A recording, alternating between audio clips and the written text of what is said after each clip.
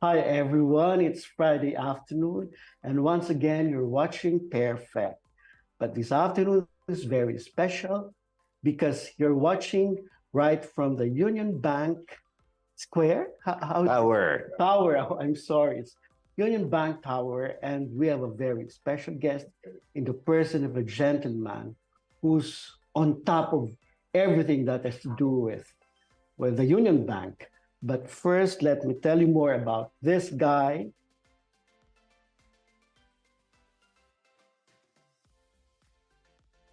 Every time and the Philippine Heritage Month, and he has a nice collection that he's going to share with us this afternoon. Our guest is the President and Chief Executive Officer of Union Bank of the Philippines. He was named one of Asia's best CEO in 2022 at the Corporate Governance Asian Excellence Awards. He was previously recognized as International Bankers 2021 Banking Chief Executive Officer of the Year in Asia in 2021. And in 2020, he was the Asia Pacific DX CEO at the IDC Asia Pacific Digital Transformation Awards. It was given by the Asset as Digital Banker of the Year. I guess this is another award. He has so many awards as Digital Banker of the Year 2020 for Asia Pacific. And of course, the European's Best Banking CEO in 2018 and the Banking CEO of the Year for Asia 2018 by the International Bankers. So our guest has a stellar track record in banking, spanning more than 35 years. Prior to his work with the Union Bank, our guest headed Citibank Philippines Global Transaction Services Group. He was also with Procter and Gamble Philippines, and he is a product of the Harvard Business School and De La Salle University, where he received his mechanical engineering degree while garnering the prestigious Brother Gabriel Cannon Award. Magandang hapon po. Good May afternoon. we present Mr. Edwin Bautista. Thank you, Joe. Opo, nagpapasalamat po kami at pinaunlakan niyo ang aming invitation to be our guest. Pleasure is mine. And we really made sure to come all the way to Thank you, coming thank from you. our office in Makati because you're very important, and especially because uso na po ang digital banking. And yes, I remember, I should tell everyone, it was Mr. Bautista who launched Union Bank's digital transformation, making sure that they complete the journey with the promise that no one gets left behind. Wala pong iwanan. Walang iwanan. Lahat tayo. So I should, pati po bang my age can engage in digital banking? Yun nga yung prime target namin, yung age nyo. Ganun ba? Yeah. Now, very interesting po ang ating guest, and let's start from the very beginning, sabi nga po. Tell us about your family, your parents, and saan po kayo pinanganak, saan kayo lumaki? Well, I'm from Iloilo. Opo. You're Ilonggo? Ilonggo. Opo. Iloilo up to high school. Yes. Yeah, went to St. Clements. That nice school. Yeah, it's prestigious. Yes. It's just for the boys, no? Yes, all boys school. Opo. Run by the Redemptorist fathers. Okay, It started as a boarding school. Patterned after the English boarding schools. In Iloilo. In Iloilo. Yeah, with all those rich people. And then for college, I went to De La Salle University. Okay. I took up engineering. My dad's an engineer. My mother has a PhD in psychology. Oh, wow. My grandfather was among the first professional mechanical engineers in the country. What And was his name? Edwin Bautista, engineer. Opo. Mine Ontiveros Bautista. Ganun. On the mother side, Opo. my grandfather was also one of the first dentists here in the Oh, wow. In the Philippines. Philippines. Yeah. Trailblazer talaga ang family na ito. Ano po? Yes, we Opo, were a family of opo. professionals. I wonder, you're very successful now and I'm sure may pinagmulan yan, may umpisa. So, tell me, ang inyong childhood, ano ba ang mga values that you learned from your parents? Ano ba ang lagi niyang sinasabi sa inyo? Well, sa amin, they really promoted education. No? Education was very important. Okay. Well, maybe because my mother, she was also dean of the graduate school of the University of San Agustin. No? Oh, so, wow. Okay. Educator, she emphasized education. Although she would always tell me that, look, I never pressured you to do your homework. Opo. Okay. So now I'm not Really? sure if she did it in a subtle way, but so there were only two of us. My brother is a heart surgeon. Oh, wow. So I guess both of us became successful professionals. So, and I guess, like any provinciano who comes to Manila, you want to excel. Okay. And I don't know to what extent, but maybe that also helped drove me Opo.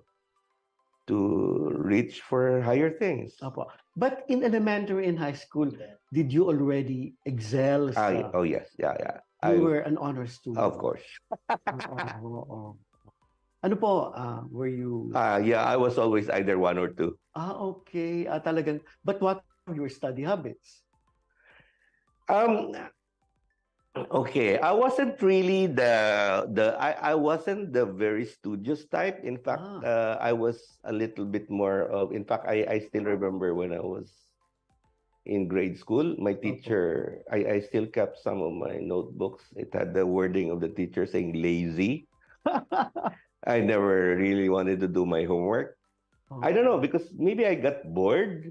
But when I would focus on it, I did quite well. So I pursued engineering because una, my mother said, look, don't take a course where you need to do a lot of memorization. You'll never make it because you're kind of lazy.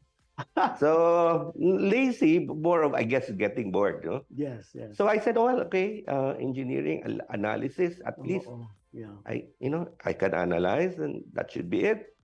But even then, you were already good in math. I was good in math.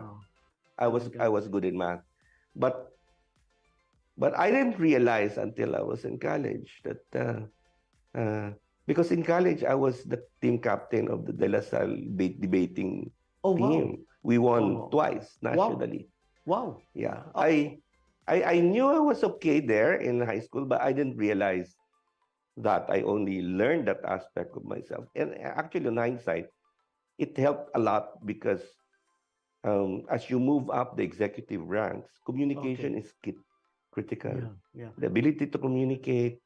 I'm curious. What was the topic of the debate? Do you recall? Oh, yeah. It was against multinational. Well, number one. Oh, wow. The first one was, should priests be allowed to marry? Okay. What, you were affirmative or? I said yes. We were on the affirmative side, and I think we beat the team of UST. Wow. Because they said no. All right, and Ateneo as well. And the other one had to do with the favorite topic in those days, the kicking out the multinational companies. Okay, that time. At that time. This was around what? 1980. 80 already. Yeah. Yes, Okay. Nung bang elementary and high school, were you in extracurricular activities? Yeah, I was president of most of the associations, Science Club, Civic Action Club, officer in CAT. So that I've always, actually, I enjoyed that more than studying. Yes. So when I was Diyan in, kayo magaling. Diyan ako magaling, but I was also good in Yes. academics. Yeah. When I was in LaSalle, I won the student leadership Oh, award yes. twice. Yes. Is On this my fourth year and on my fifth year. Ito ba yung brother Gabriel Canon? No, iba Not pa. yet. Brother Gabriel Cannon was the award that they gave. It's called the most outstanding graduate of the year Okay. award. So they only give that to the graduating students. And academic yan and extracurricular. Correct. It's a combination of character. academic and extracurricular. Oh. But I was also leadership at the same time Okay. because I was the chairman of the Council of Oh, you Student were. Organizations. Yeah. Oh, what was your project? What were your projects? My biggest project at the time was to draft the constitution for a student council. Because we didn't have a student council. What we had was a council of student organizations. So all the 40 organizations in school were part of what we call Council of Student Organization, of which I was the chairman. So the ones who sat in the council were the presidents of all the organizations in school. Because during that time, martial law, yes, student councils were banned. Yes, yes.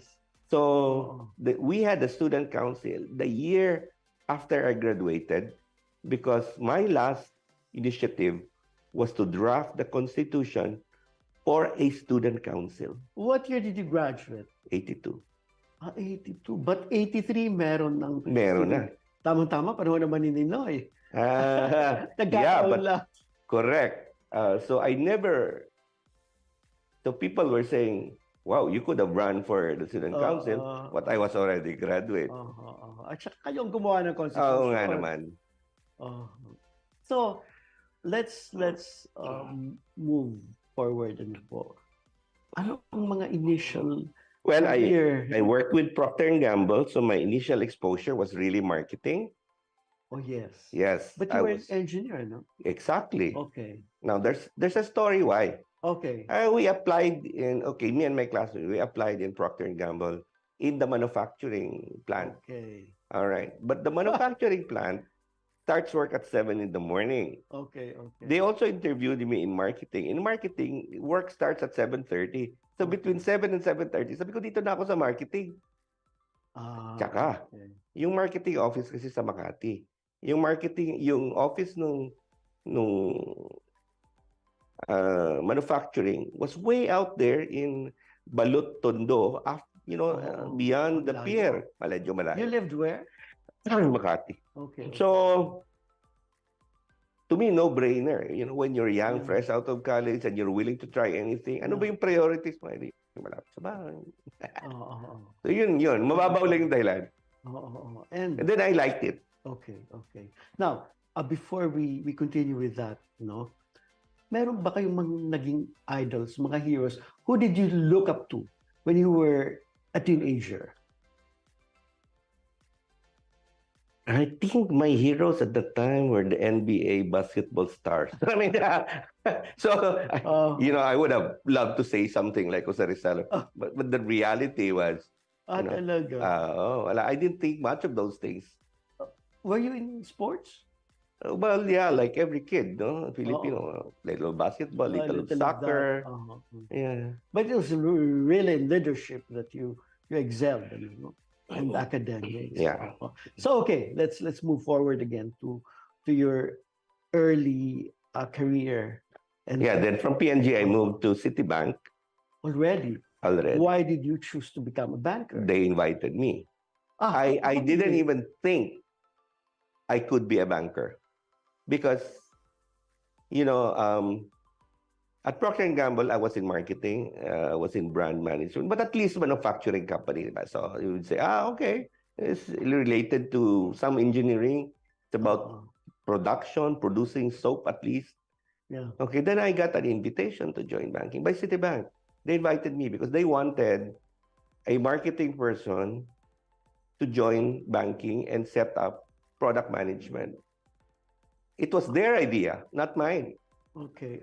So they invited me and to set up the product management in banking. How old were you? I was 29. Oh, okay. And they said, how could I resist? They said, oh, we give you a title vice president. Already? Already. I mean, I did not have to go through the whole management Oh. training program. Really? Yeah, because I guess they were so desperate at the time because the in thing in banking worldwide was you get marketing people because Okay. banking was being transformed at that Okay. time. Banking used to be that the bankers waited for customers. Yes. And worldwide, nag-iba eh. Banks now need to reach out. So they felt they needed marketing people Okay. instead of the traditional analyst types. Okay. So I was part of the first experiment Okay. of Citi. Wow. Okay. And it turned out. Well, it turned out I like banking. Yeah. Oh. It turned out I like banking because, well, maybe I think my engineering background helped me a lot because uh, when we started out as product management, we would do the products. If you don't like numbers, kind of it will be hard. Oh. Sir, I want to know more about your Citibank kung ano, stay there, especially because we've heard that yung mga graduates daw ng Citibank move on to big. Oh yes, Citibank was the University of Banking. We'll talk about that when we return after this break.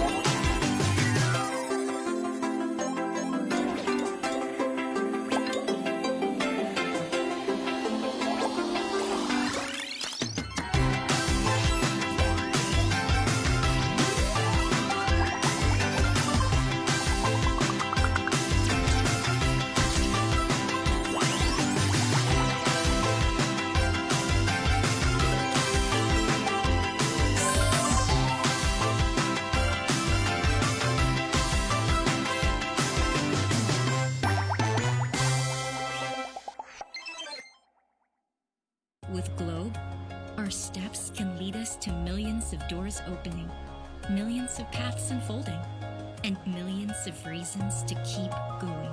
Now's the time to be with a network that gets better every day for you.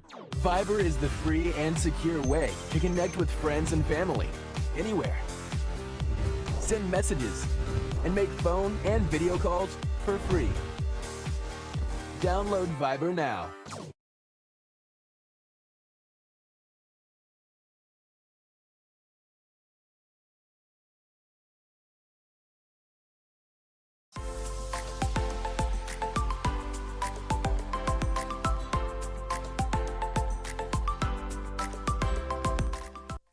We're back on Pairfect and we're with Mr. Edwin Bautista, the president of the Union Bank. We were talking about his career sa Citibank because ang kasabihan po ay yung mananggagaling ng Citibank ay talagang nagiging bongga ang mga career in banking. So tell us about that phase in your life, Sir Edwin. Well, I would say if not for Citibank, I would never have become a banker because I was already set in my, in my career as a marketing person. Okay. And only Citibank was bold enough to get what we used to call a mid-career hire, no? Opo. And then tapos hire mo vice president kagad. Oo nga. Ay, sino ba naman ang bangkong nagawa niyan, di ba? Only Citibank was crazy enough to do that, but Yeah. Citibank was a trailblazer. Okay. All right. Opo. And in fact, today, in those days, including now, close to half of the CEOs of the major banks in the Philippines are ex-Citibankers. So that's a legacy that we have. Because remember, Citi was the largest American bank in the Philippines. FNC din yan, ano? Before, It started as, well, that's a subsidiary. Oo. So being the largest, you can just imagine that it was a good training ground for banking executives. That's right. And then, what did they emphasize when you joined them? I mean, ano ba ang training? Well, unang-una, they young only, ones? well, okay, they'll tell you, you are the best.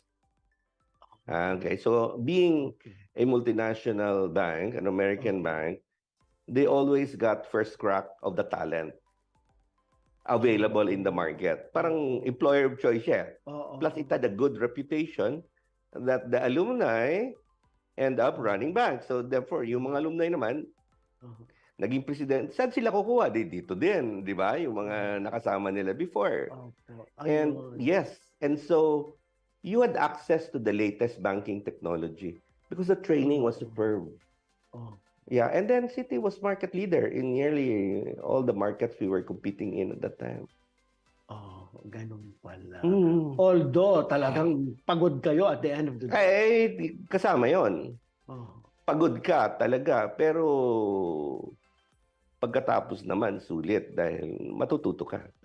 Okay, let's shift gears. How did you unwind all the years that you were rising in the corporate life? Well, I've always been interested in Philippine culture. Really? Yes. So for example, like early on, I was interested in antique jars, plates, yung mga excavated, because of shipwrecks. Iloilo's. Actually, yes. Miss Deliot. Oh, you know her? Of course, I met her before. Oh, God. Yeah. She was one of the first I bought from. But in the 60s, by accident, my dad had sponsored a shipwreck expedition. In Iloilo. It was a British ship that sank in the 1800s between Iloilo and Guimaras. So I still remembered that, like he brought home the blue and whites. He financed the thing. So I had exposure, and I kind of, wow, this is so interesting. And then in Iloilo, most of the families there would have some kind of, antique jar collection, santo. So that was like part of the decor of most of the houses. And you mentioned Mrs. Diliota, she was the primary dealer there for the longest time. And then, did you expand to other artifacts, other Well, objects? you get sort of dragged in. Because my approach has been, I wanted to, some will collect for investment. Okay. Some would collect for decoration. Yes. I don't know, but somehow I was collecting to study the pieces. And I was also encouraged by some friends to write about those things. So I would write articles in magazines. So you're also a writer. Well, I got dragged into it, but only on those items. My field of interest. And then the last 15 years, it somehow shifted to bladed weapons. Swords, Weapons. Philippines, yes. So lahat. Focusing on Moro swords. Wow. And the swords of Panay Island, because very unique set. And most of them, people have not seen in the Philippines because they were mostly brought home by Americans during the Philippine-American War. What was your first exposure that made you decide, I want to collect this? When I was in grade school, Opo. my grandmother gave me a panay sword that had a silver hilt with a monster-looking, mukhang monster ang itsura, no? Opo. But to us, it was to me, it was an ordinary bolo. In fact, I used it as my Boy Scout jungle bolo. Okay, it was only later on that I realized how important that one was. Okay. It's about it's used by the mountain tribes in Panay, and very rare. Why did she have that one? Because my grandfather was a guerrilla captain during the Second World War, and they were based in Mount Baloy together with Colonel Macario Peralta. Okay. So that's where they were, and he was gifted by one of the tribal chiefs. So that's the story. They were friends, no? That's the story, and that was my first bolo. That was part of my bolo. That's how I got interested into it. Until I eventually built a sizable collection, which I donated. Let's talk about that sizable collection. Paano kayo nakahanap ng pagkarami-rami? Well, una-una, I visited some of the antique dealers here kasi I was collecting plates and everything. Some of them would have a few pieces. Okay. Kaya lang napansin ko, bakit pawala na to? Sabi niya, wala na makukuha, di ba? From the sites. Then I found, and then all of a sudden, this was like late 1990s, early 2000. Nag-boom yung internet. Okay. First, eBay. In eBay, they used to have good finds in eBay. Ito yung mga Americans. When the grandparents or great-grandfathers used to be assigned in the Philippines during the early 1900s or turn of the century. And all of a sudden, they're cleaning the attic. Yes, and they're seeing these things. And what do? They just sell them. Yeah. So they were either auctioned in mga local auction houses or even eBay. That's when I sourced in the beginning. And so I started looking and repatriated it here. But they later on, napansin na nila, kaya tumataas ang presyo, which is a good thing because lumalabas yung mas magagandang pieces as the prices are going up. Are willing now to sell. Then so, yun nga. But I eventually donated that. Where did you keep all of those? Did you display them? Display them in your house? That's the problem with swords, no? You can't really display them because baka, di ba? So they were just kept. You bring them out every so often just to clean them. But to me, that was the problem because it was never displayed properly.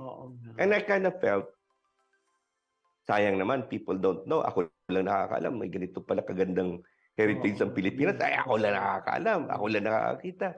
So when the opportunity happened, I decided to donate it to a museum. Are most of this Philippine-made? They're all Philippine-made. I only collected. From our. Yes. What was the material? Well, if it's Moro, it's either ivory. Ivory. Yeah, it's either ivory, banati wood. Okay. They're also silver. Oh yes, silver. Yeah, silver. And those are the more popular ones. Okay. So have you been able to classify them and you could identify this is from here and this was used for that? Well, yeah, we were because we were After all, we're a scholar. Yeah, and we were part of an international group called Ethnographic Collectors Group, no? Okay. And so we would show pieces and talk about it. Yeah. Right. So I think I could reasonably say I could identify like what period they belong and from which group. Okay. So when we started, it's enough to say Bicol yan. Okay. Later on, we can say Bicol yan from 1900 to 1920. Kaya na. Bicol yan from 1900 to 1920 from the town of. Meron ng lugar. Yeah. So that's how things develop. But there are more researchers who look into it. In fact, I have a copy of the book here. Yeah. Yeah. Can we have a look? Sure. Oh, there you go. Yeah, you Opo. can show that. Wow. Wow. We're so lucky to. And it's very timely, as I was saying. It's the Heritage Month. And we talk about costumes, we talk about plates, we talk about dances, everything about the heritage. But this is something else. It's about our bladed a warrior's armament and ornament. Yes. No, parang it's also a status symbol, di ba? Oh, it was. Oo. Pag may ganyan ka, Pag women too? babae, jewelry. Okay. Pag lalaki, sword. But look at the craftsmanship. So beautiful. Pino and all Pino that. talaga. Yeah. In fact, ang hindi nila alam na nung dumating kasi Wow. dito si La Magellan. Okay. Okay, ang famous swords in the world are what you call yung Toledo steel. Okay. Narinig mo na yan, Toledo steel, and of course the Japanese katana. Okay. Yeah, and you have the Damascus blade. Okay. Ito yung mga famous blades around the world. Okay. Yung ating blades at the time were already patterned after the Damascus blade Ganun because of the influence, Middle Eastern influence to the coming Philippines over. through India Opo. and Indonesia. Pati yun ng mga handle, no? Iba-ibang klase. Yeah. Meron pang parang ahas, oh. Wow. The embellishment is usually in the handle. Kasi the blade is hidden. Eh. Oo nga. But the best swords actually have very good blades. Ito po yung lalagyan. Ano? Oh, scabbard. It's the scabbard. Oh. Wow. And I'm just curious. Ano ang mahal at ano ang mura? What would you consider a bargain in terms of the cost? Alam mo, it depends.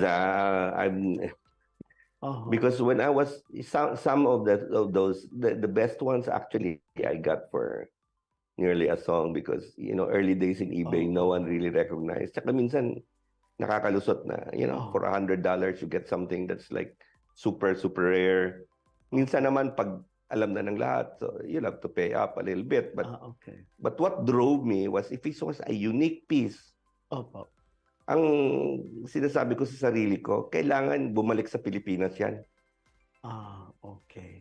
So it was for country, right from the... So that was how I justified it to myself, maybe. Kasi mahal. Kasi mahal, no? So kumbaga, kasi after a while, alam ko na kung ano yung rare at anong hindi. Pag nakita ko ng item na I'm not gonna see anything like that ever again, I'm sure, until I die, then I better, ante up for country. I wonder how much of your time did you devote to this hobby? I mean, like in a day, would you... No, this was all the free time. That's so at Weekend. least weekends, pastime. Yung mga auctions sa US, it turns out gabi kasi normally umaga doon, gabi sa atin, di ba? Okay. So at least, you have something to do. Yes. What did your family say? Hindi ba nagselos? Or did they like also what you were doing? Was there anyone who became an enthusiast? Well, my wife initially felt that this was all, yan na naman, nagpakot ka na naman ng kung ano-anong... Better diamond na lang. Well, actually, ang nangyari was, because of my interest in these things, I got her to shift her jewelry interest to colonial jewelry and pre-Hispanic. Oh, wow. Kasi na-realize siya, Wow. nakita niya, meron pala tayong gold jewelry. Bago pa dumating si Magellan. Wow. At ang gaganda. So medyo nakafocus siya doon. And doon nakafocus na siya, it was better for me. Dahil pag nagta-travel or what, then we can go to similar places. Dati, punta ako museum, punta siya ng shopping. Okay. Ngayon, pareho na kami pupunta ng museum. The museum and then antique shop. Shops, correct. And you seek out people who are also interested in the same thing. Ganun pala. But of course, she's not donating her jewelry. No.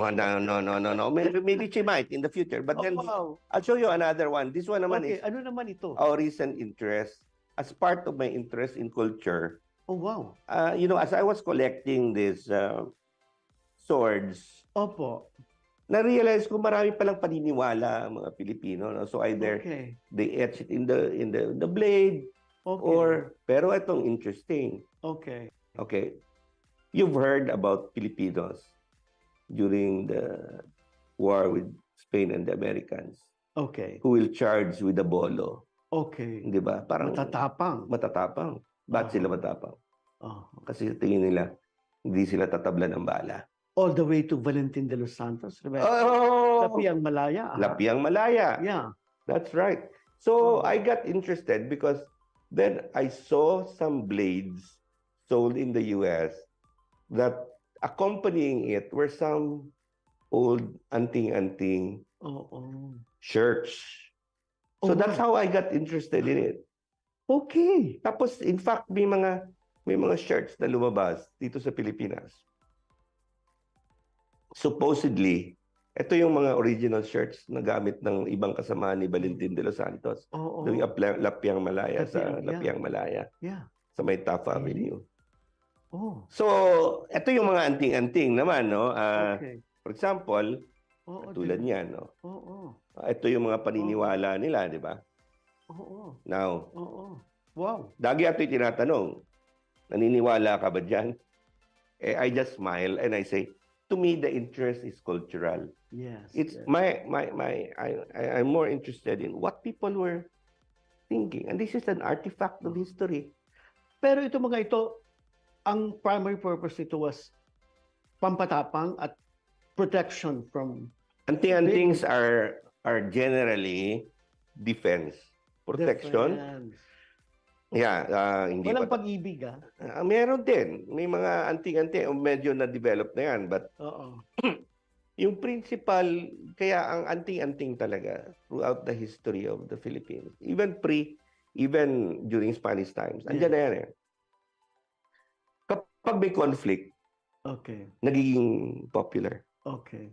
During uprisings, during periods of revolution, periods of war. And then recently, during the Mindanao conflict, kaya ang daming mga Ilonggos who fought in the Mindanao area, who came here to Manila, they founded, yung mga dating Ilaga, merong silang grupong may Ilaga. Haring Bakal. Iba-iba pala yan, may mga... Iba-iba yan. Iba-iba yan. Yung mga retired military personnel, nagpo-form ng sariling grupo samahan. And what binds them together is the belief in these anting-antings. You should be teaching in the National Defense College, in UP, in LaSalle. Don't go far. Have you been asked to lecture at least? Well, my next project, and I'm working with a university professor, is to write a book on my anting collection. Yes. And he's helping me out by conducting interviews and studies in the Cavite area. Not Prof. Covara? No, this is Lubang. From where? From LaSalle? LaSalle, Dasmariñas. Wow. Kasi the centers, hanggang ngayon, very popular ang practice ng anting-anting sa Cavite, sa Batangas, sa Laguna. Ito yung mga lugar na, lalo na sa Cavite. Okay. You know, people seeing these swords, itong mga weapons, they'd simply be impressed.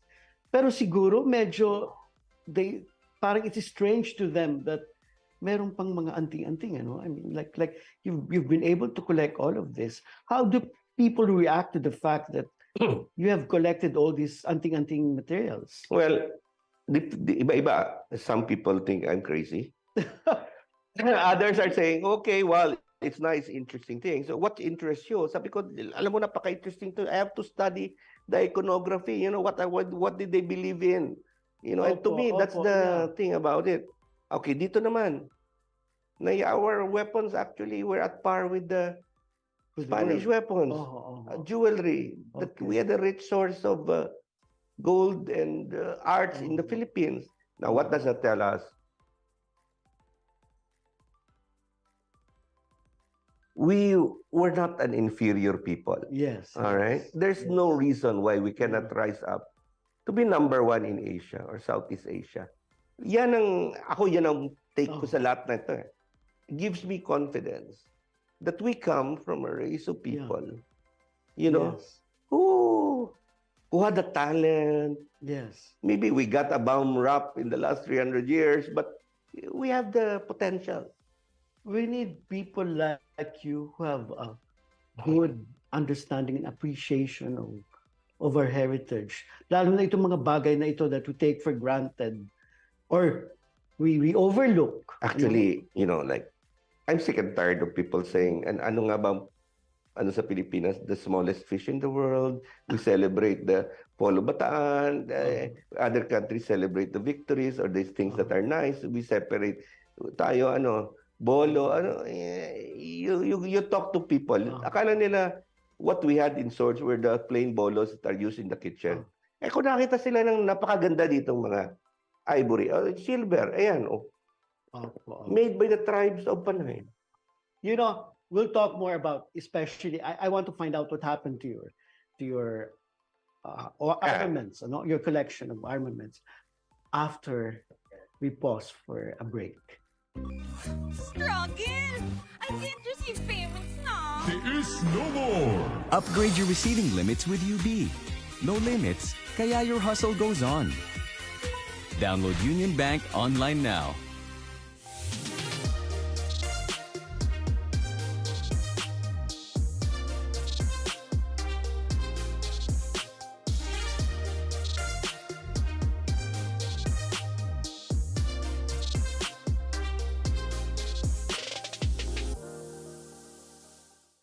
With Globe, our steps can lead us to millions of doors opening, millions of paths unfolding, and millions of reasons to keep going. Now's the time to be with the network that gets better every day for you.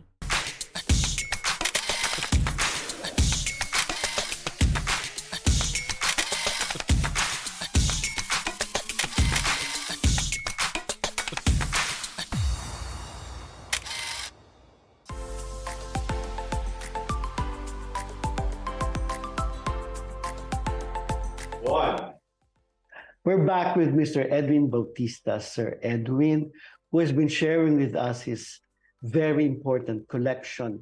And it's very timely, as I was telling you, because this is the Heritage Month. So tama lang na pag-usapan natin ang ukol sa kanyang mga collection, both very important and both are related, of course. Yung warriors' armaments that are at the same time ornaments to a lot of people, whether pang display or pang costume or something that they could really. Pag natapos ng Muscat Museum, ma-review nila ito. Okay, tell us, nasaan ba yan? At saan ba yan mapupunta?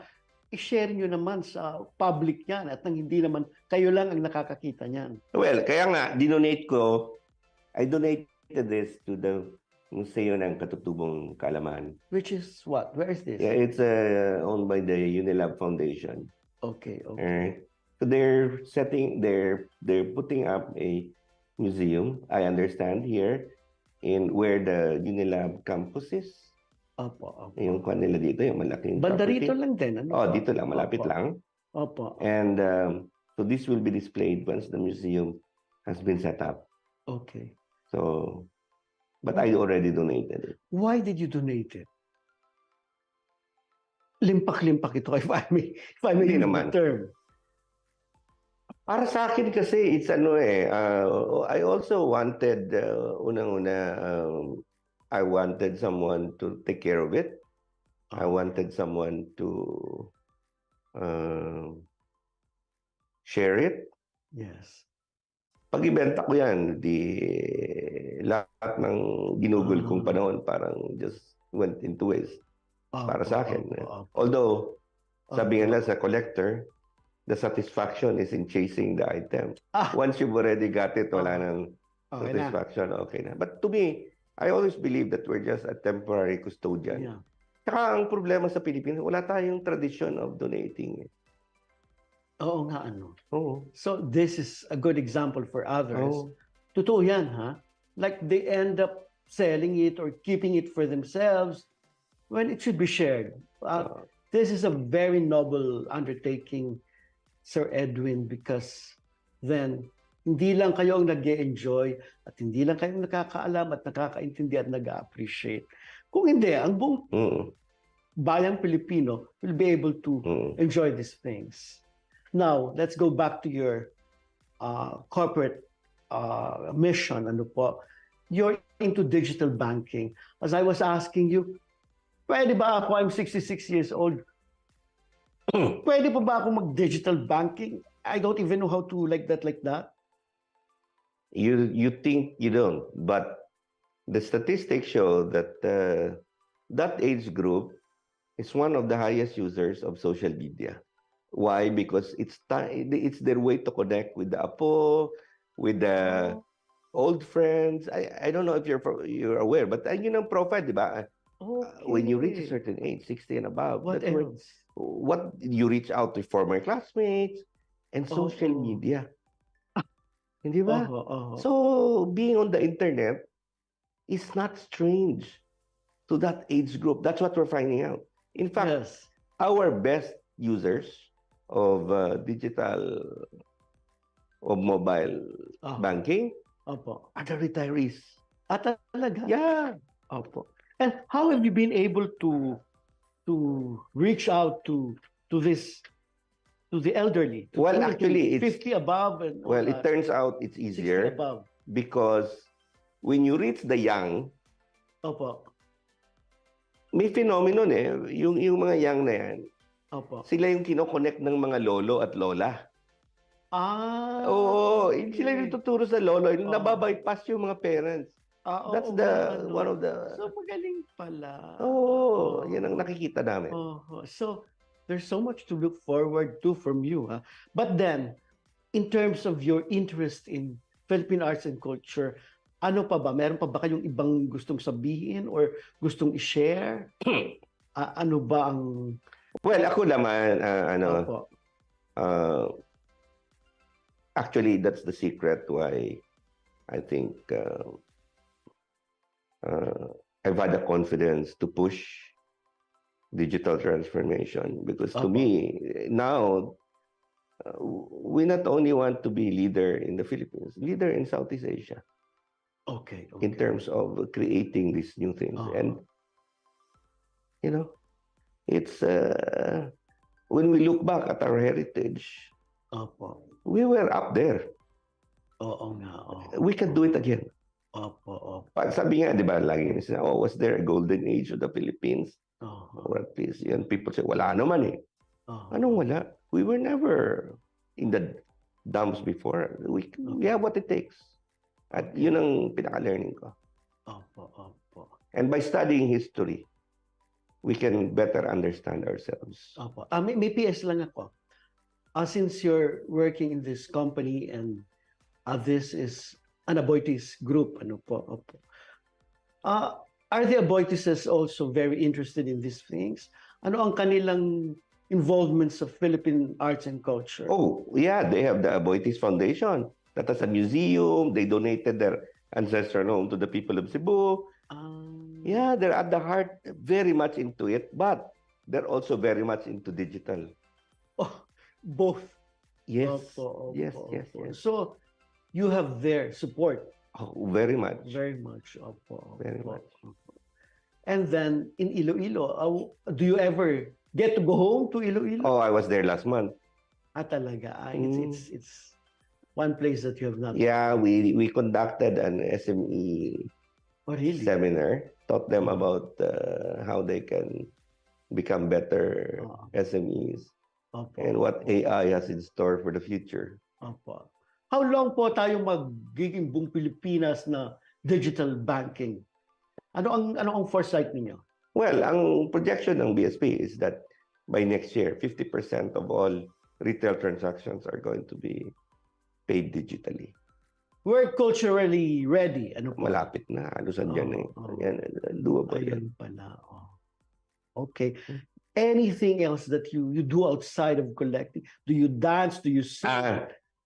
Well, For a long time, I was the badminton champion Oh, here until I what do you mean here? Union Bank. Union Bank. Oo.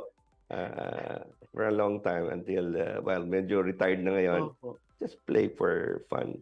How long have you been with Union Bank ba? 26 years. Ang tagal na pala. What was your first position here, if I may ask? Senior Vice President. Already. Opo, ganun pala yun. And ano ang basic management style ninyo?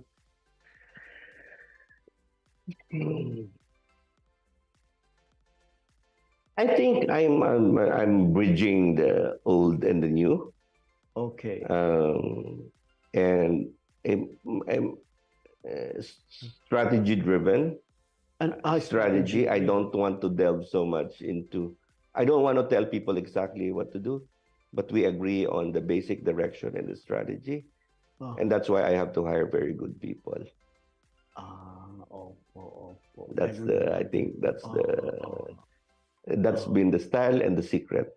Do you look for someone as talented and as driven as you? Parang you look back and nung panahon ko, ganito ako. I've been trying to avoid that.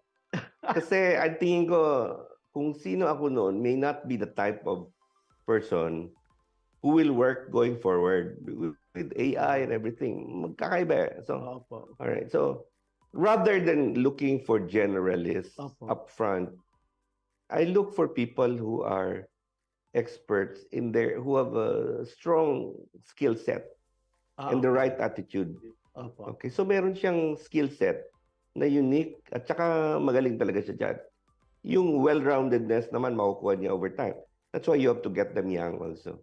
Opo. Okay. Kasi ang dami mga millennials ngayon. How do you find them in the workforce? The millennials, I mean, madali ba silang makatrabaho? Genti ba ang tawag doon? How is it like working with Actually, these there's a people? new phenomenon. No? Opo. Yung millennials, di ba, yun ang pinag-usapan. Opo. And then tapos meron pang kasunod sa kanila. Opo. Ang mga sinasabi is, itong mga millennials, mas mahirap i-manage kesa yung after them. Opo. Kasi meron feeling of entitlement, meron yung feeling na magdi-disengage. These millennials. These millennials. Opo. Yung kasunod sa kanila are more driven. Mas Talaga. practical, mas So I don't know what it is, no? Opo. So you have a return. So it's like, wow, this last group are more driven Okay. than the ones before them. Okay. Kasi like, tayo, baby boomer Opo. era, Opo. no? Driven kasi Opo. galing sa Second World War, di ba? Yeah. Wanting to achieve. Oo. And then pagdating sa millennial, feeling entitled. Opo. Sabi nila, of course, the millennials will get mad at us for saying. But the new ones are very driven. Itong mga bata, no? Oh, that's nice, ha? Parang they just have to work and Yep. and prove Conquer the world. Okay. Also because I think to a certain extent, nakikita nila na the world is now their playground. Lumalaki ho ang tenga ng ating direktor kasi bata pa yan. Ay, sigurado. Yan ang ibig sabihin. Sir, I was just curious. Do you also look at yung mga ethnic origins, like mas masipag ba mga Ilocano sa Ilonggo, sa ganyan, sa Cebuano, sa Waray? How do you look at this aspect of our being Filipino? Merong pinapakialaman nyo ba yan, or it doesn't matter to you? To me, it doesn't matter. Ganun, no? Although it's fun to think about it from a scholarly discussion point and to ask yourself the question, why do they behave like that? But then you go back to stereotypes. Oo nga eh. And that's exactly what AI is there to disrupt. The stereotype thinking. Oo nga. Ilocano yan, matipid yan. Oo. Ilonggo yan, magastos yan. Oo nga yung ganun. Ito, a little chismis tayo, ha? How is it like working with the Castilla? I wouldn't say working with the Castilla per se, because I think they're unique in that they consider themselves Cebuanos Mga first. Cebuano talaga, ang mga aboy. That's what they always tell you. Yes. First and foremost, we're Cebuanos, ha? Ayun. Ah, ganun. Yeah. How are they? How are the Aboitises? What is their work ethic? All that. Very driven, Okay. hardworking. Opo. I think they really take it seriously that they are also the temporary custodians of a family of a business that was handed over to them. So parang tipong I have to make sure that I grow this business to hand over to the next generation after me. Afterward, other than if I don't do that, then I fail. Right? Ang galing, ano? But at the same time, they've really been treating us like colleagues, Okay. peers. Okay. It's almost like, oh, you're part of the family. Wala dito yung well, mataas. Oo. kami may-ari, therefore, Walang ganyan. it's in fact, if anything, sometimes they get frustrated na yung ibang mga executives ayaw magsalita ng what's in their mind. They say, Okay. we have such a thing here as we're promoting what they call courageous authenticity. Courageous. Okay. Courageous authenticity. Speak your mind out. Ang hate nila is that you are going to second guess. My bosses would say, the last thing we want to happen is for you guys to second guess us. Because if you are second guessing us, you are not suggesting what is the best, but the thing that you think we will approve or want to hear. That's right. All right. And if we all believe in that, we're all gonna die. That's Ayun right. ang very practical, very down to earth, very well. At the same time, there's the family thing, no? But it's not like family for the sake of family. You got to deliver. Sir, let's shift gears again. Ano ba ang inyong personal social responsibility? Like CSR and all that, no?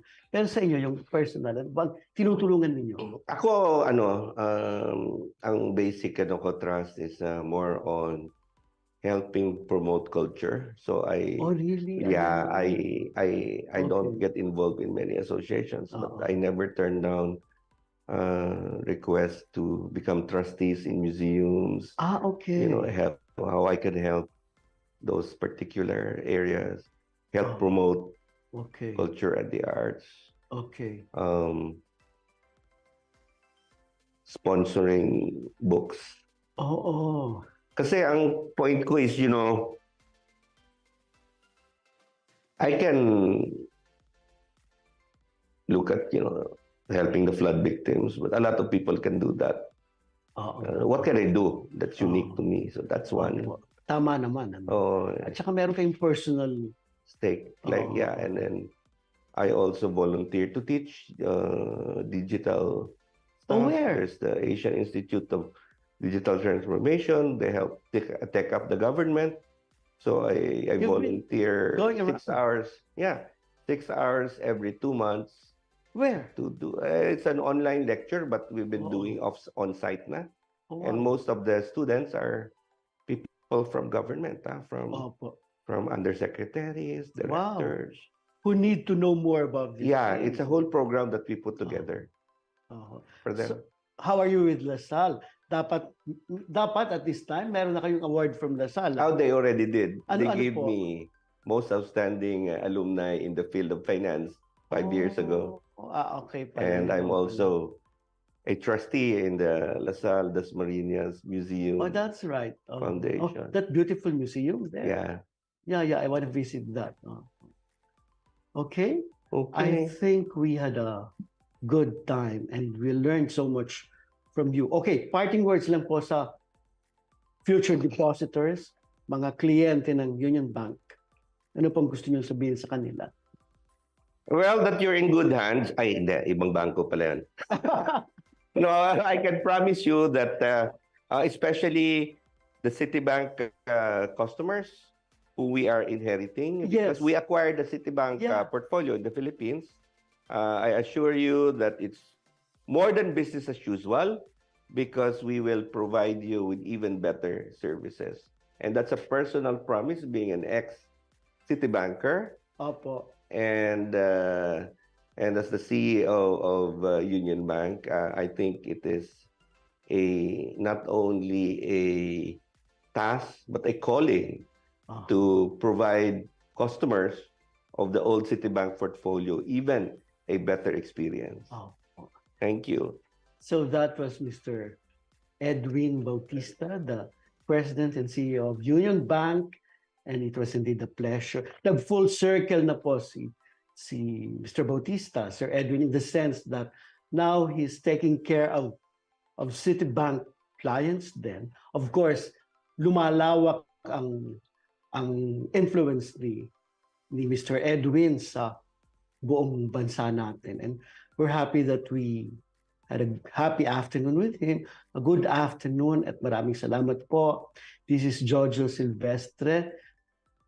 Thank you so much. And thank you. And I enjoyed this. At least there's no pressure to talk about the economy and all the problems of the world, right? Opo. Okay. Yeah, because it was really fun and you shared with us yan pong mga bagay na hindi namin alam, your collection po. So this has been Pairfect. Maraming salamat po. Hanggang sa muli.